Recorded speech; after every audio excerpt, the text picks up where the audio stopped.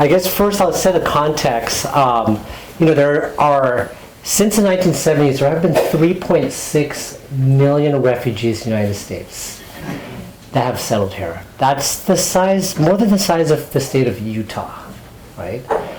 Of the 25 million Asian Americans, 2 million come from Vietnam. Of those who are coming from Vietnam, 60% are immigrants or refugees. So that gives you the context of Larry's story. He has one story, an amazing story of a man who has kind of survived going through being a refugee, which we'll dive deep on his experience, and then really being entrepreneurial. And also, he has life lessons for us at this moment of the country rethinking its role with refugees, the country not talking to one another, the country being very polarized. And I think his book really provides life's lessons, I think, from an amazing man who kind of has seen a lot. And so let's start from your life at the very beginning. Life in war-torn Vietnam, Larry. So I will read a quote from your book that you said, quote, "On my walks home from my elementary school, it was normal occurrence to see dead bodies in the street. We wouldn't run away from them or anything. My classmates and I sometimes approached the cadavers to get a closer look and determine if they were from the Army of the South or if they were communist guerrillas, which was given away by their clothing. They could have been our friends. They could have been our enemies. It was impossible to know in a country divided in two." So Larry, can you tell us, how was this being a child in war-torn Vietnam? Yeah, it seems so normal. Yeah, we were born and grew up, and you can hear gun sound every day. And we have some Vietnamese American here, but probably I don't know that I'm old enough. I was born and really grew up in that world. Every day you can hear the gun sound and you can hear explosion. And we even have a saying that if you hear the explosion, I mean you're still alive. I know why you. So walking home from school, we usually see things happen that you would never see in this kind of country here. So we get used to that kind of mentality that we see dead body and we really walk by there and take a look. And after a while, you don't feel scared at all, even as a kid growing up with that kind of environment. So it's really tough to build up your mentality. And I think that kind of mentality brought me back to here in 9/11. Instead of people from DC got out of the city, I drove into the city to make sure that the restaurant was what. So that kind of mentality that kind of built up to from the beginning. Yeah. Now that's amazing. I mean, when we did this study at Pew Research Center, we heard a lot of people who lived a life like yourself in a lot of our focus groups telling us that there's trauma, right? This normalization and also collective trauma that sometimes you don't want to talk about it, but you lay it out here in the book. Yeah. Right? Yeah, that's why we want to put it down kind of to let people know how we go through that kind of life. And it's not easy, but that probably helped to survive a lot of things, survive the big oceans, survive the refugee camp life, and survive Owen, Tennessee, small town there, and to become friends of a lot of people in town. And then came to Washington, D.C., and at the capital of the free world, hopefully still the free world for a while. So your boat experience, leaving the big transition from Vietnam to Malaysia to coming all the way here to the United States to Irwin, Tennessee. Can you tell us? You talk a lot about in the book about how you were in a boat that was not made for passengers. No, it was for fish. That's fishing boat. So can you tell us that? Yeah, you elaborate on that. Modify the boat, and the bottom of where they catch fish, that's where they can put the passenger. The young people have to be there, and the older people and women and children will be on the top. That they just build the top just for that, and it's about 60 feet long and 20 feet wide, and with that many people, 292 people on that. So when we got on the boat, we didn't realize how many. At that time, in Vietnam, almost everybody try to get out of that if you could get a means. And since we don't have any news except the government news, so we rely very heavily on Voice of America or BBC. Unfortunately, Voice of America, one of the gentlemen here used to work for Voice of America. They cut out the job then. But that's where we grew up, and we know we didn't know where we going to end up. The only thing we know is how to pay and get on the boat safely and get out. At that time, we have a saying called, it's rather dead than red, because we live under, this year is the 50th anniversary of the Force of Saigon, that the people of the South that have to live under the new government, different rule, different things. So we was really want to get out. And it takes money to get out. It's a good thing that my father, he was a big businessman in Vietnam. And in Vietnam, the inflation is so bad that you don't want to save money in the bank or keep the cash at home. People used to buy US dollar or gold. So that really came in handy when we need that. At that time, you have to pay by gold to get out of Vietnam. So that come in handy, and we spent a lot. I didn't realize my father had that much gold until we needed it. He really keep it that way. So that we pay by gold, and we get on the boat, and the boat was so small. Before we get out the boat hit the coral there, and we got stuck there. So we have to throw a lot of the luggage, so we can lift the boat out.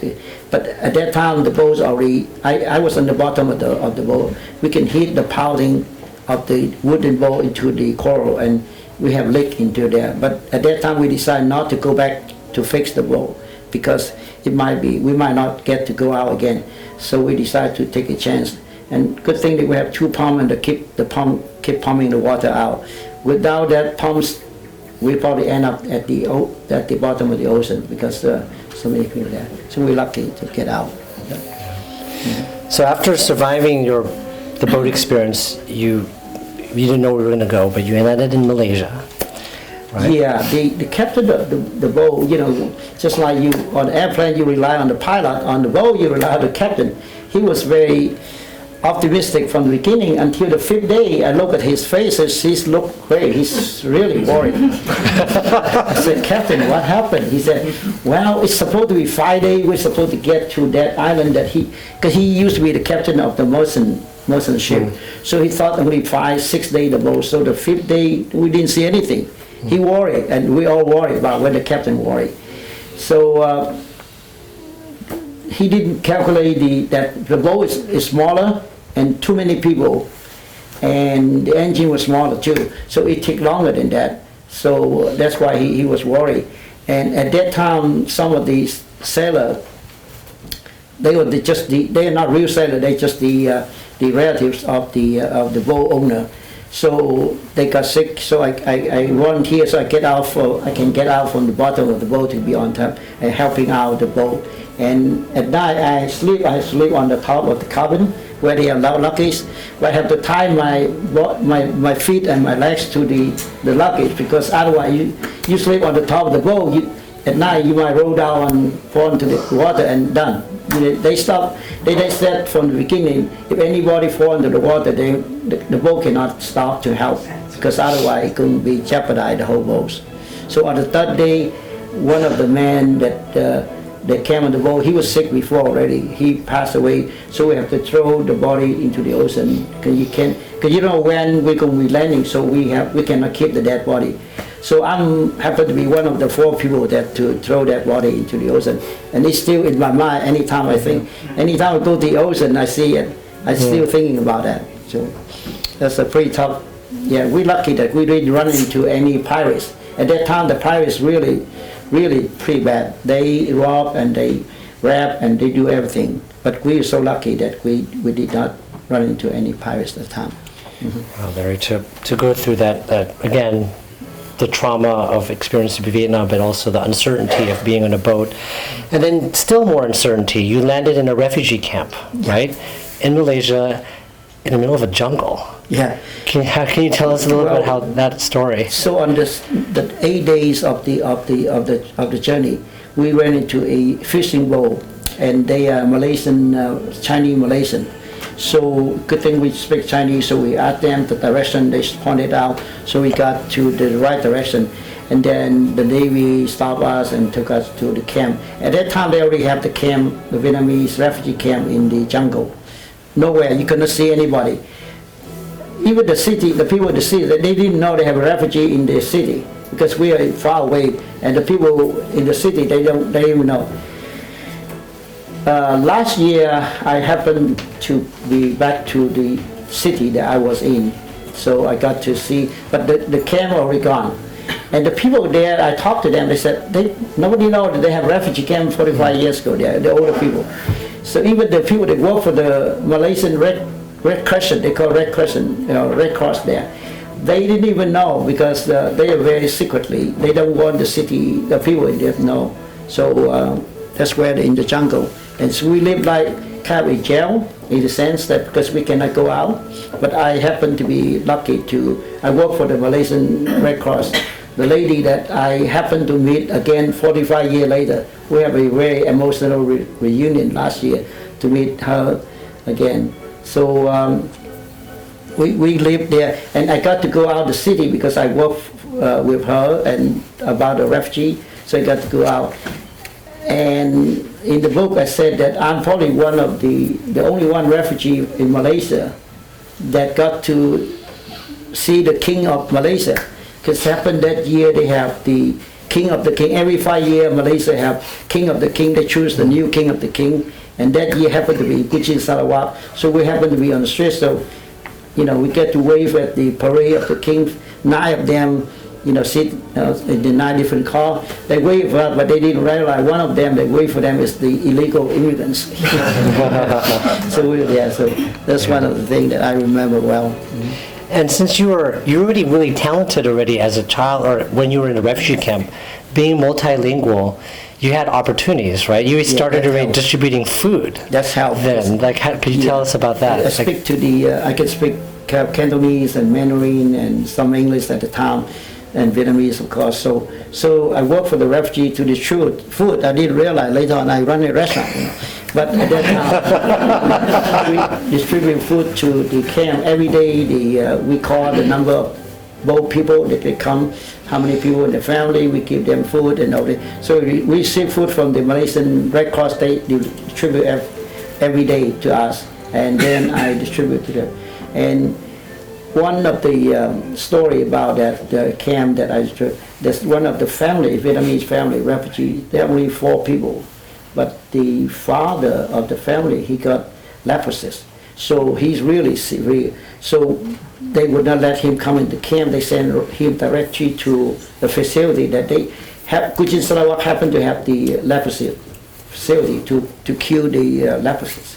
But the mother and the 2 kids come to camp, but nobody wanted them to stay in the same house with them. So I negotiate them to use the church. They have a small church there, only you on Sunday morning. So the family stay there, and I told them, because anytime they come to receive food, everybody just run away. It feels so bad that it's happened like that.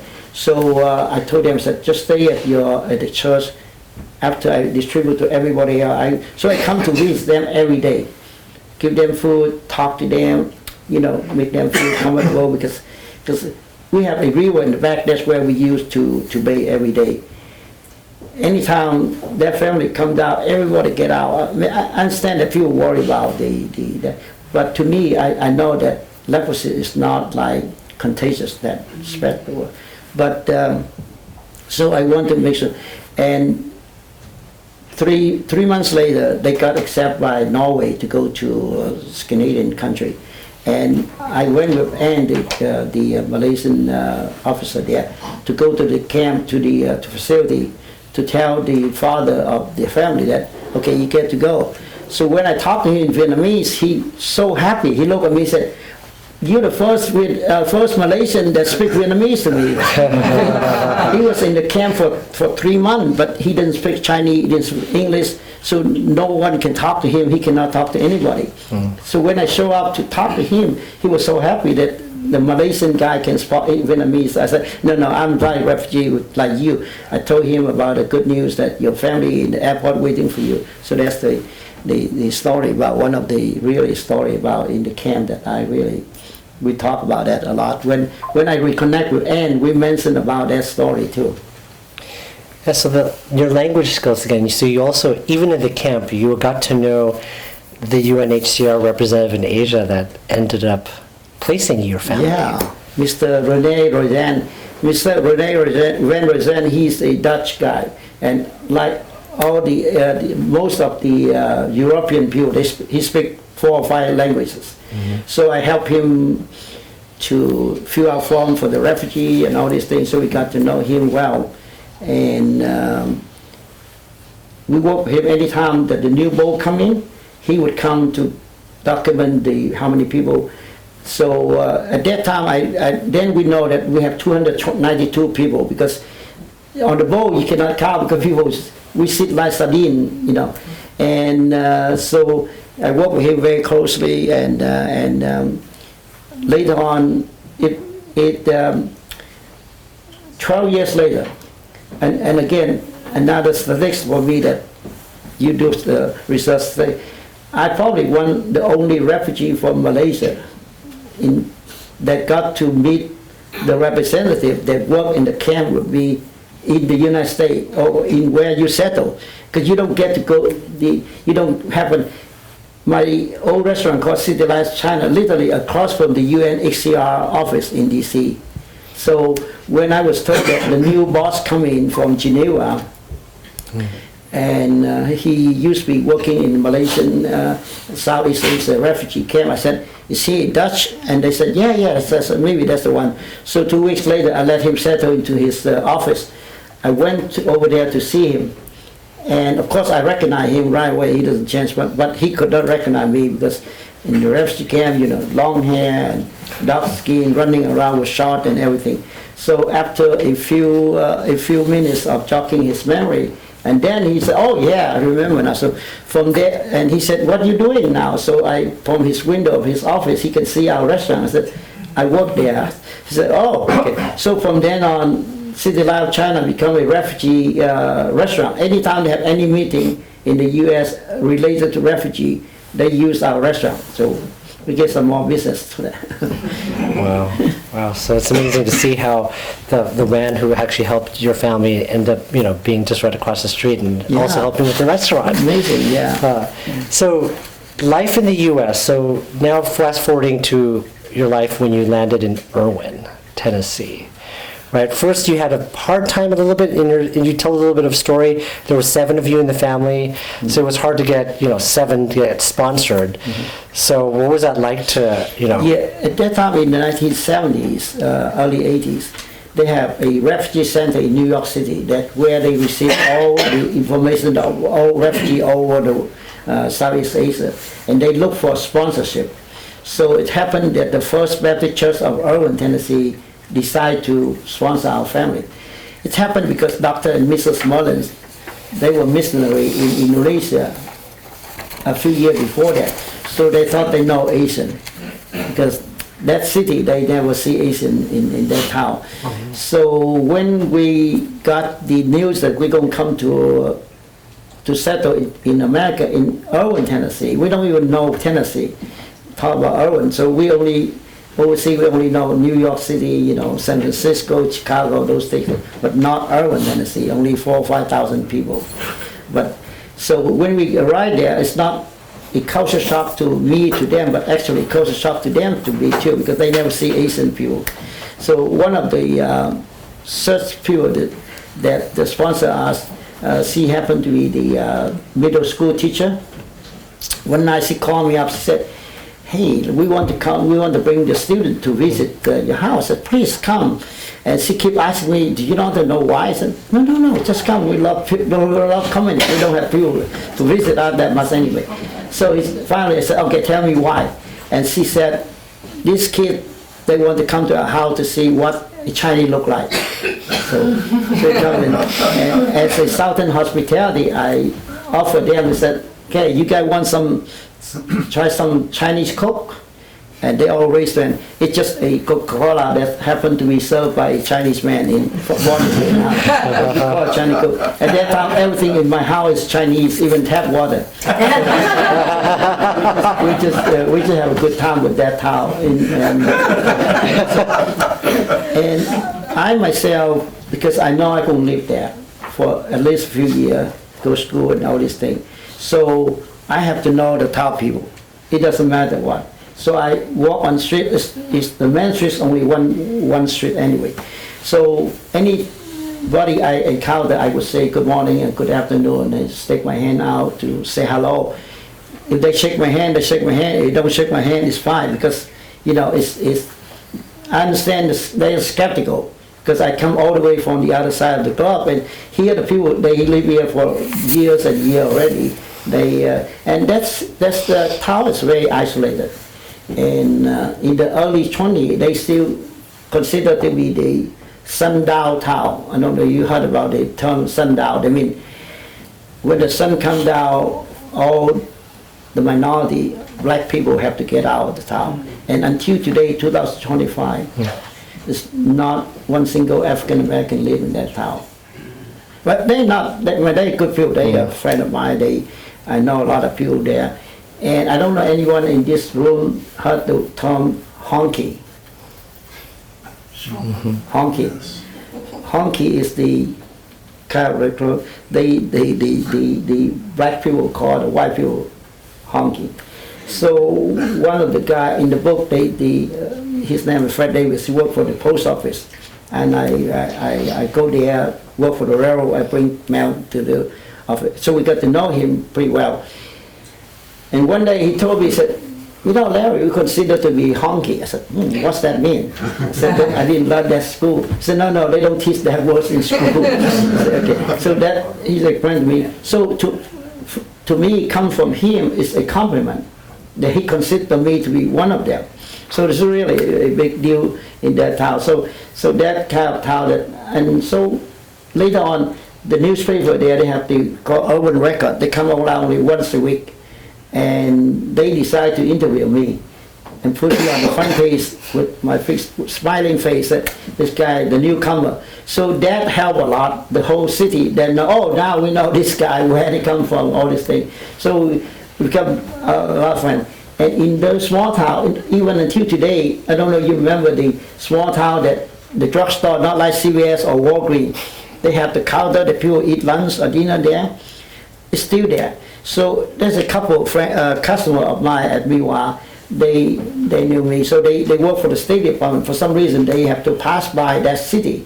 They say, this Owen, where Larry used to live. So they stop by the drugstore and eat lunch there, and they talk to the owner. And they say, yeah, we know that, we know him, we know that. And then the other side of the counter, the other people say, yeah, we know that. The couple was so shocked that this guy left town for 20-some, 30 years. People still remember him because I was the only one, I was joking about, I'm like the panda in town, because people want to come to see how. Yeah, that's interesting, Larry, that you have that experience, because I know when we were doing the study on Asian Americans, we heard a lot of, there's differences. Not everybody Asian Americans are in big cities, right? So being the only one, that was actually pretty brave to be able to, some people would interpret it as being kind of, like a zoo, right? Like you're an exotic exhibit for people, right? And of course, anywhere you go, you run into some not that good people. Not like we would shake your hand, but but some people try to give you a hard time by pretend that they don't understand your English, say what you say, and all these things. And then my coworker at the railroad. And one day I have to stand up for that. I said, sir, look, if you don't understand my English, that's your problem. If I don't understand your English, that's your problem too. Either way, it's your problem. Okay, saying why? I said, okay, let me explain to you. I'm not speaking Chinese or Vietnamese to you. I'm speaking your language to you. Don't you think that you try to understand a foreigner, try to speak your language? The guy said, yeah, you're right. And you speak your mother tongue to a foreigner. Don't you think that you try to speak the way that makes sense to foreigners? The guy said, yeah, you're right. So see, either way is your problem. So from then on, he would not pick our beer. And then, and we become friends, It's just, you have to tell them what it is, yeah. And it's true, yeah. So then you eventually moved out of Irwin. You were in Florida, and you actually got involved. There were more Asian Americans around you. How was that transition, being the only family, and now amongst many? Yeah, my family, especially my parents, they didn't speak English, so it's hard for them to live there without transportation, public transportation, and everything. So later they moved to Miami, because the weather's like Vietnam and all those things. And then after I graduated from East Tennessee State University, it's about 15 miles from where I live. Went to school there. So after I graduated and tried to get my MBA, but only one semester, and then we decided to go to Miami to meet my family. And that's where I involved with the Asian American in Miami to help people out. And by helping people out, I help with many families, but one of the families, it turned out to be a relative of my future wife, so that helped. And when my wife came from Vietnam as a immigrant, not refugee, but she came by sponsorship. So that's what I got to know her, and then turned out that all her relatives supported, oh, you need to marry this guy, he's good, he's helping people a lot. So that's the story about my marriage there. But I lived in Miami for a few years. One thing that I want to do business down there, but it turned out that I have to learn another language, Spanish. So I said, English is very hard now. I don't want to learn another language to survive. So,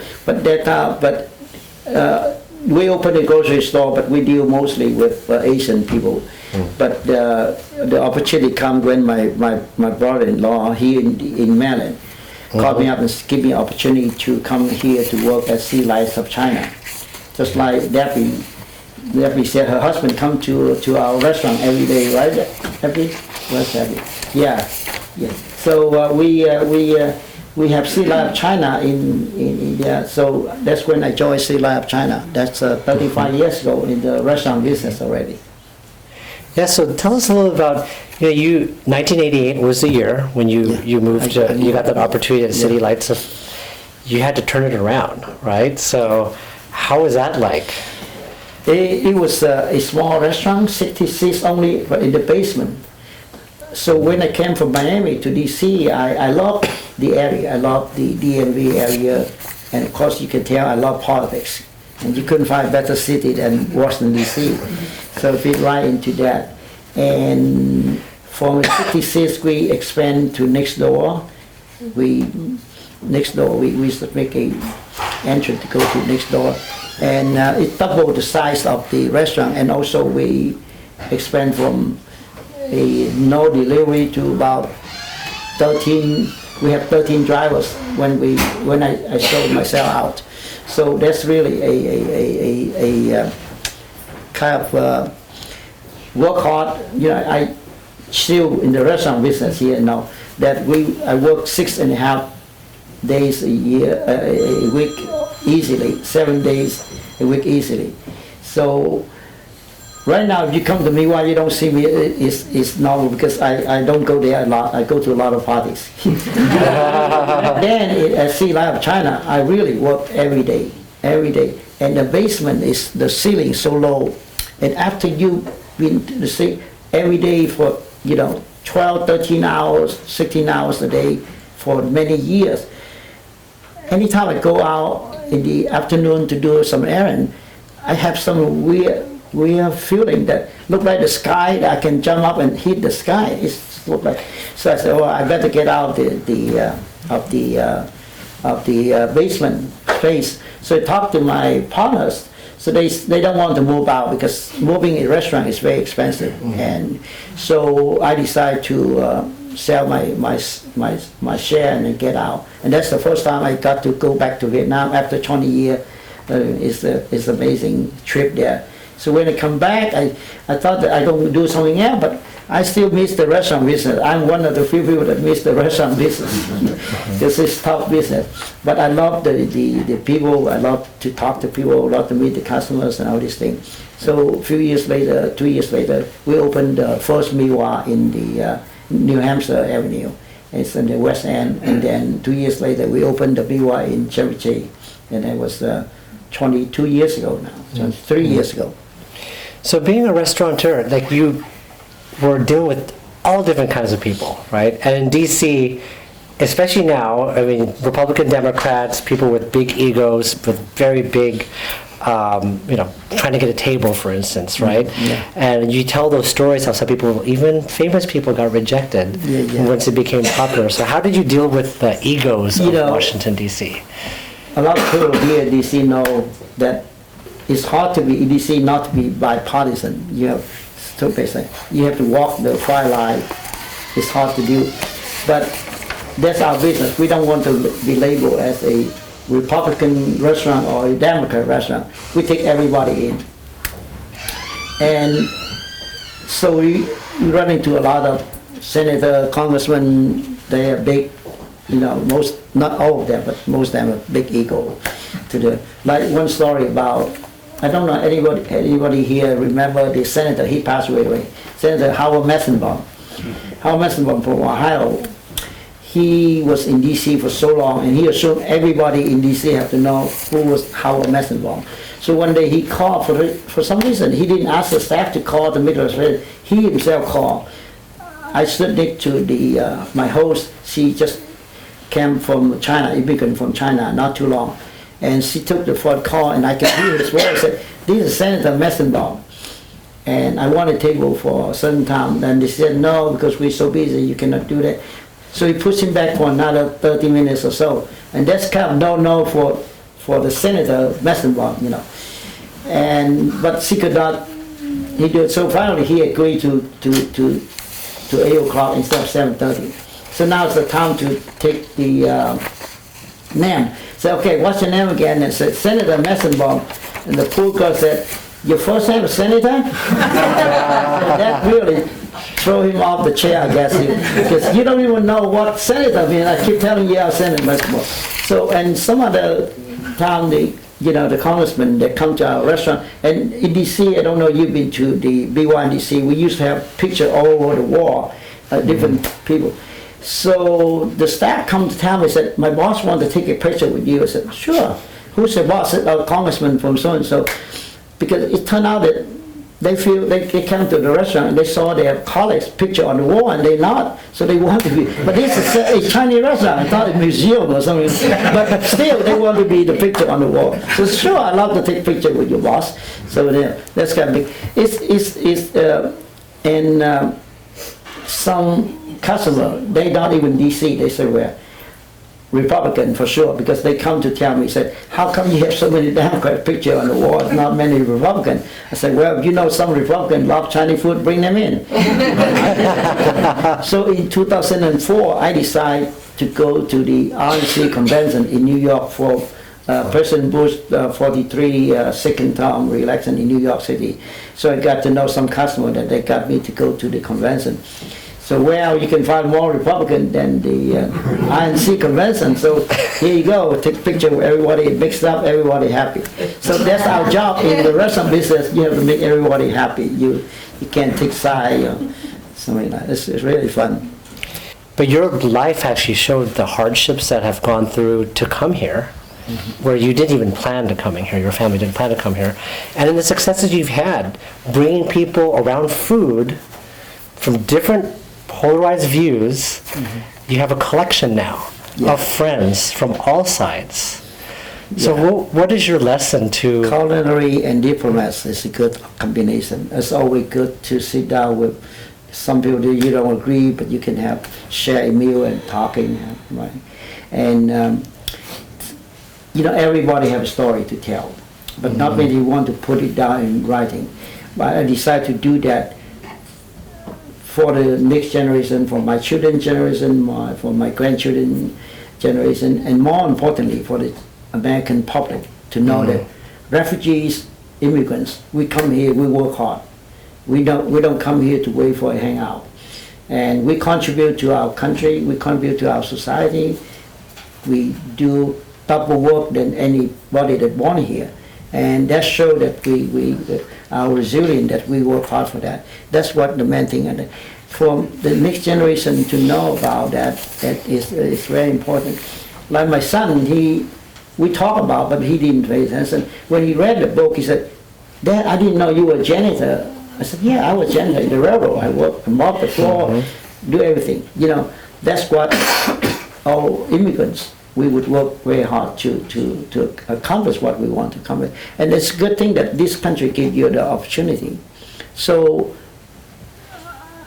the book, it happened to be the 50th anniversary of the fall of Saigon, but also I want to tell the public about how the refugee or immigrants, when we come here, we would do everything to achieve and work hard. It's not like that. Yeah.